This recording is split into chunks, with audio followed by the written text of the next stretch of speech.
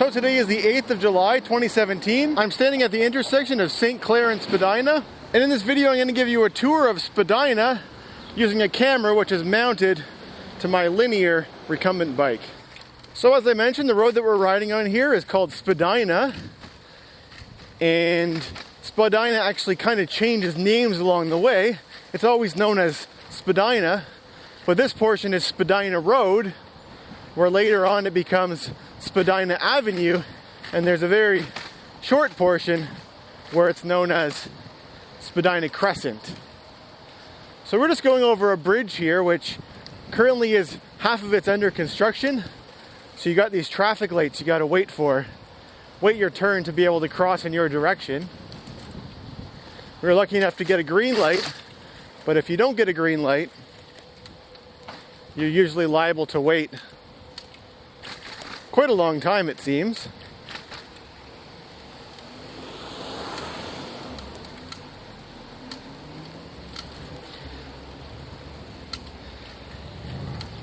And I guess the area kind of north of just where we started, Spadina does go a little bit further north than where we started, but I figured St. Clair was a good starting place because there's a lot of stuff right around this area that's interesting. But as I was going to say, the area which is a little bit north of there is known as Forest Hill, and this area down here is known as Casa Loma.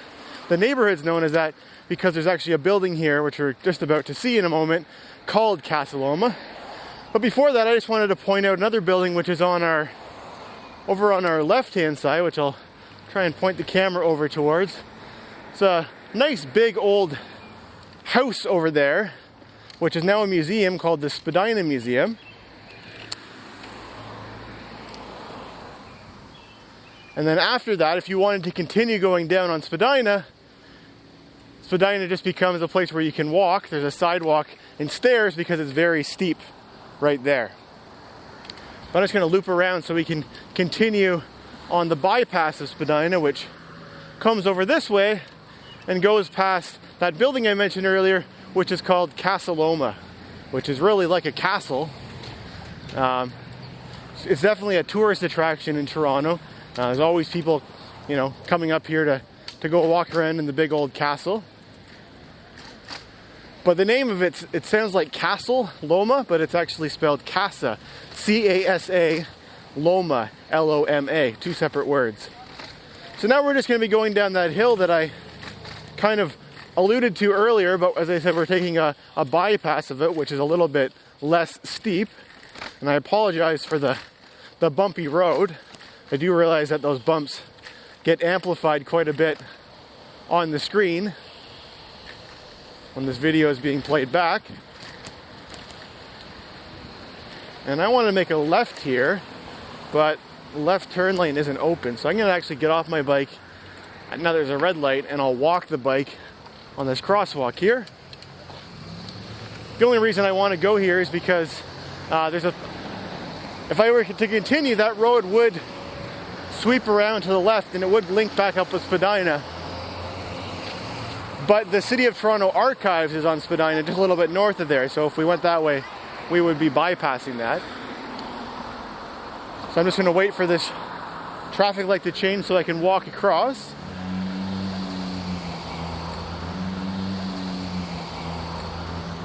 So I've made a lot of bike tour type videos before in the past, but a lot of them have more been focused around showing off and showcasing bike infrastructure in Toronto. So, I'll go down the kind of roads that I ride down most frequently, the ones that have bike lanes on them or cycle tracks or other forms of bike infrastructure. But Spadina doesn't fall into that category. It doesn't have, as far as I can think of right now, any type of bike infrastructure on it at all for the whole length of it. Maybe it has a little bit down near the end of where we're riding to today, but for the most part, I don't think it has any bike infrastructure. But the reason that I decided to make a video of it is because it has a lot of interesting landmarks along the way and interesting culture. So here we're meeting right back up with where Spadina starts up again. And if I just turn the camera over there to your left, you can see the stairs that I would have come down if I had been walking and didn't have to take the bypass. But we'll take a right turn here and we'll continue on along Spadina Road. And over here on the left, as I mentioned earlier, that red brick building over there, that is the City of Toronto Archives. So lots of old, just basically a giant warehouse full of boxes with history of the City of Toronto in it.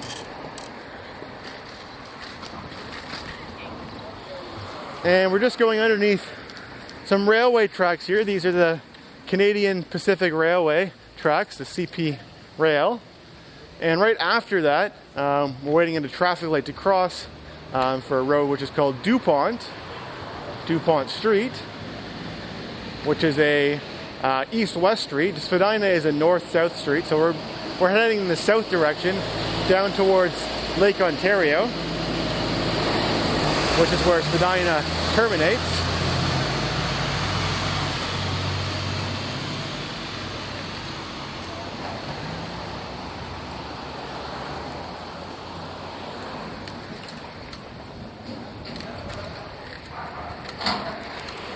And there is actually a subway which is running underneath us right now.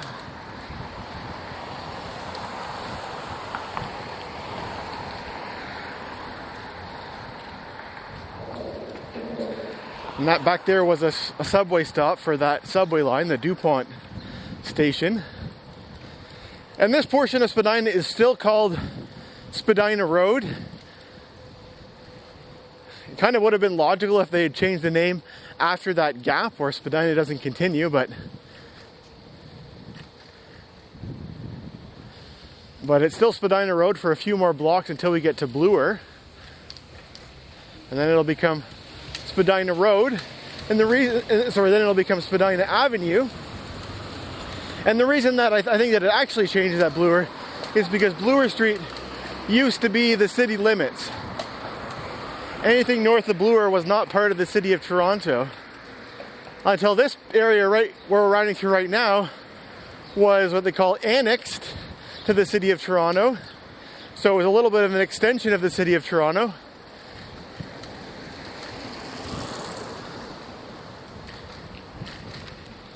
And this area is actually called the Annex, interestingly enough. Now there's one of those sightseeing bus tours that the only reason it drives up this far north is to go to Casa Loma. So lots of people that come to visit the City of Toronto go to Casa Loma. As I was riding past it this morning, I noticed a sign which mentioned that they have escape rooms at Casa Loma. So that could be another interesting thing that you'd do if you went to visit Casa Loma. This road here is called Lowther.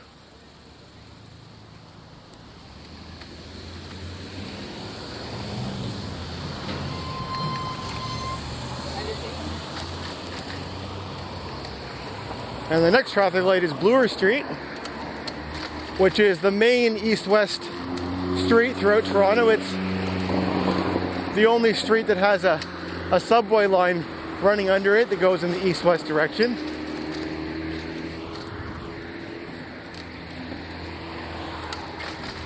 And over there on the left, left and right, there's entrances to the Spadina subway station for that subway. And we're just gonna barely make it through this traffic light. And now we're on Spadina Avenue. So, as I said, changed from Spadina Road to Spadina Avenue.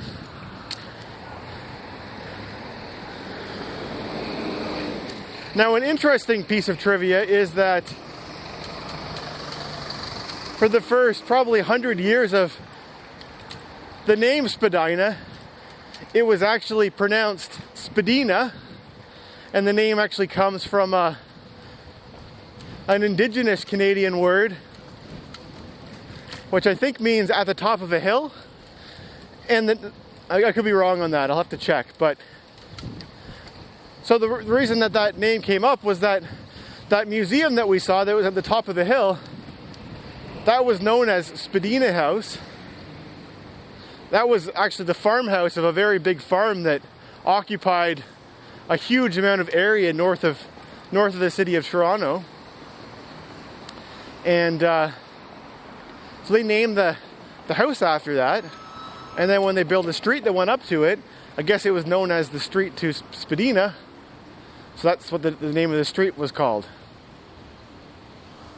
And then somewhere along the way, with I guess the way that they decided to spell that word, people started pronouncing it differently, and now the common pronunciation of the word is just Spadina.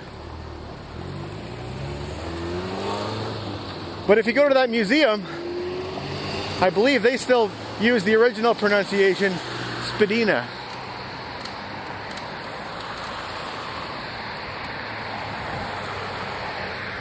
So we're going through now what's parts of the University of Toronto campus,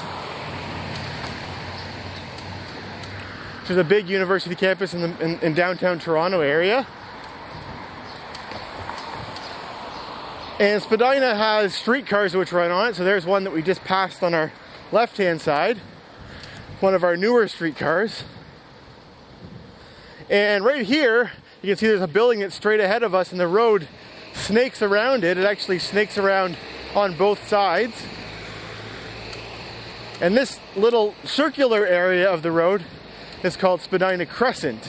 And there's only one little building, well, not one little building, there's only one building, which is actually pretty big, that's in the middle of the circle, and that building is called 1 Spadina Crescent. And it's been under construction for a long time, and I think they just recently opened it. The part that you saw when we were approaching it is, very modern looking, but it's actually the other side of it is actually a very old, historic looking building, and I think rumor has it that building's haunted. That building is part of the it's owned by the University of Toronto. It's some kind of academic building or something. All right, I'm gonna go out and around these right turning vehicles, except I have a red light now, so I guess I'll wait over here for my turn to go straight. So we're now at the intersection of College and Spadina. And I guess I missed mentioning Harbour and Spadina, which is the last major intersection. And you can see more of the University of Toronto campus there as well. So now as we head further south on Spadina, we'll be going through Chinatown. Well, Toronto has a few different areas known as Chinatown, but this is the big Chinatown.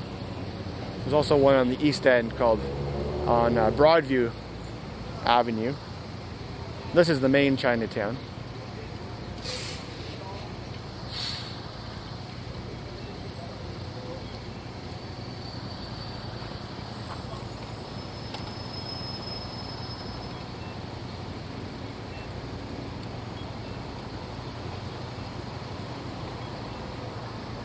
So over there on the right-hand side, you can see that's one of the older Toronto streetcars, and over on the left, that's one of the newer ones. The newer ones are a lot bigger, carry a lot more passengers, but they're still rolling them out across the city.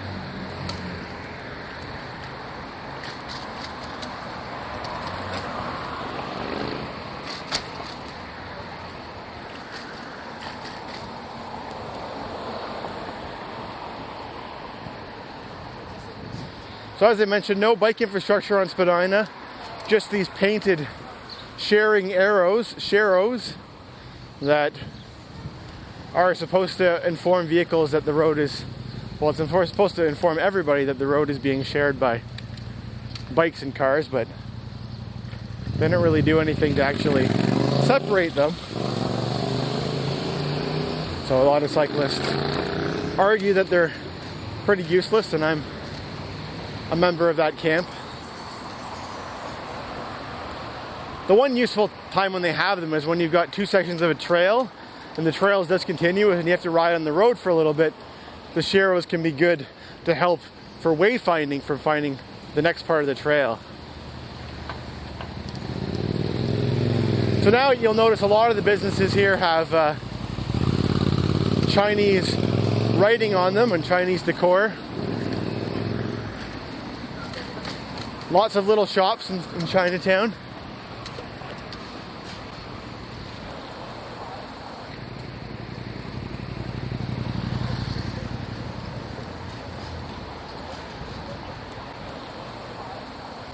And this is Dundas Street that we're at right now, which is, I guess, unofficially the center of Chinatown.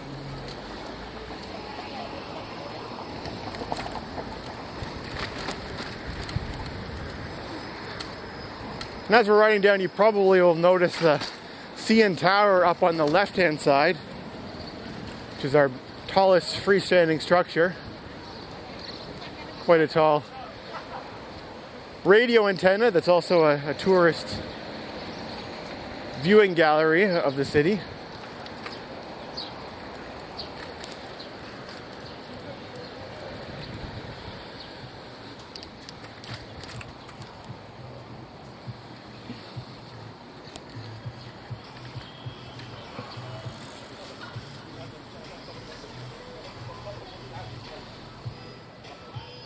And as we're heading further down south towards the water, we're usually on a gradual decline because the land always slopes down towards the lake. So when I looked on Google Maps to see how long it would take to go from our start point to our end point, and then I reversed the direction, it made like a, quite a substantial difference in their time estimate for riding a bike down, because you don't have to worry about climbing hills when you're going down them. It's a lot more coasting. And there's our green light.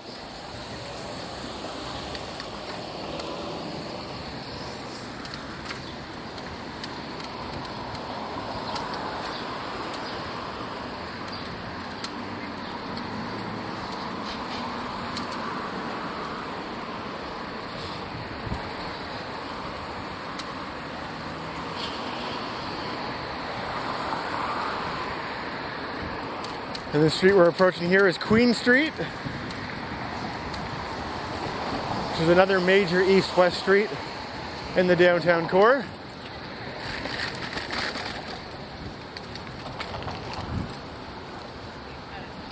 And then we've got Richmond Street, which is a one-way street heading in the west direction. It's also home to a nice bike lane, which I've made videos about in the past. The next street we'll see is Adelaide, which is a one-way street heading in the east direction, and it's also got a bike lane on it, and those two were put in at the same time. And they're very heavily used for commuters from the west end or even in the east end, because now they extend out to the east side for them for getting downtown.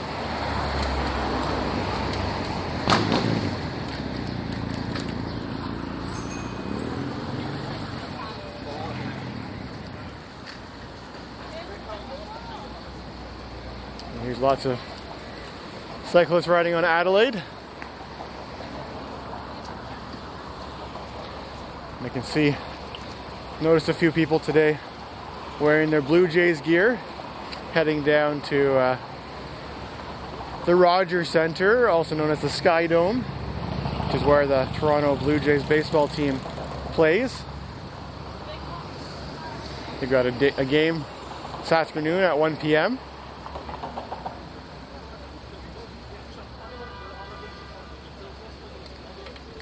All right, I'm heading on down. Now this is why sharrows don't really work, because cars just park in the area that you're supposed to be sharing with cars, so.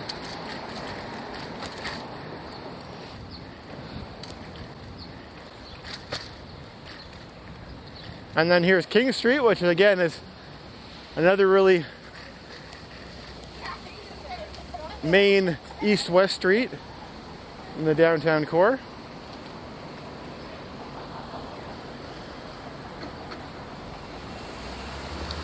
And there's our green light again.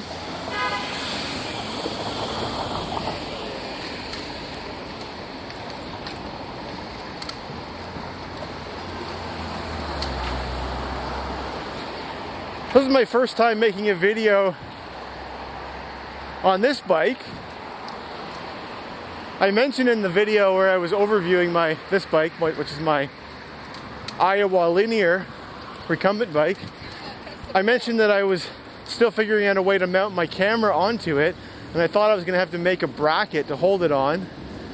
But as it turns out, the bracket that I already had actually is able to wrap all the way around the main area of the frame tube. So it's actually just mounted on there like that. And I did a little test of it yesterday and it seemed to work okay. So maybe I'll be able to get away with not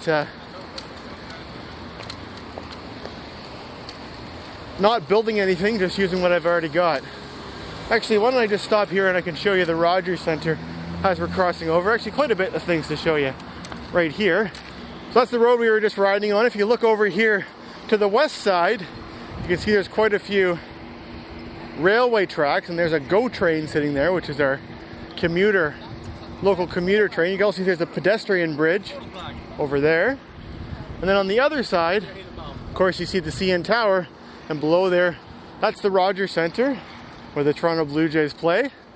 And it's a stadium which has a retractable roof, and the roof is actually already retracted right now. You can see that you can't really tell that it's open, but if you know the building, you can tell that the roof only covers about half of it because the roof has been retracted back. All right, so we're back on the road where we left off, and we're almost at the very end of this ride, which will be the waterfront. So we're going over as I mentioned, the railway corridor, which all the main trains which go into our central station, which is called Union Station, they all came in on those various different tracks from all different pockets of the city. You can take commuter trains in and out on weekdays. Some of the commuter trains, like the one that I take to visit my parents in Whitby, they're there, have half-hour service every half hour, even on weekends and other times, whereas a lot of the other ones are just a couple trains in the morning and a couple trains out at night. But they have bus service in place of them, so when they're not running. But yeah, so that bridge we're just kind of coming over was there for going over the railway tracks. And this road that we're at right here is called Fort York Boulevard. And that's named after Fort York, which is a historic fort, which was used in the War of 1812, which is a little bit west of here, not on Spadina. And we're just waiting for another traffic light here. So beyond here is another corridor, which is the Gardiner Expressway and Lakeshore Boulevard. Gardiner Expressway is a highway that's municipally owned that kind of goes along the waterfront and connects up with some other highways that go further to the east and west. And underneath that's a big wide boulevard called Lakeshore Boulevard.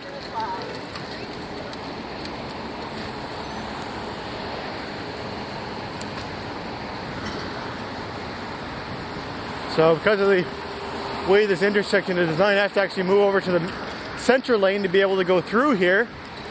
This intersection, unfortunately, really wasn't designed with cyclists or pedestrians in mind. And if I'm not mistaken, there's actually been quite a few pedestrians killed at this intersection, which is really unfortunate. This last little section of Spadina that we're on right here is called Lower Spadina. So we started on Spadina Road, and we moved to Spadina Avenue.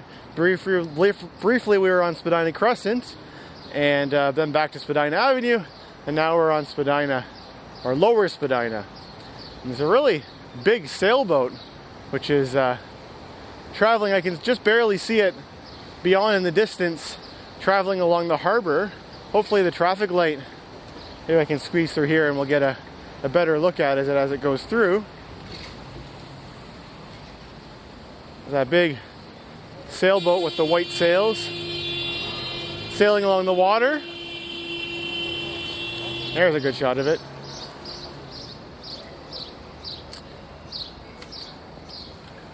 And we'll just go straight through. Actually, I think I can probably ride right up to the water there. I'll just go down here.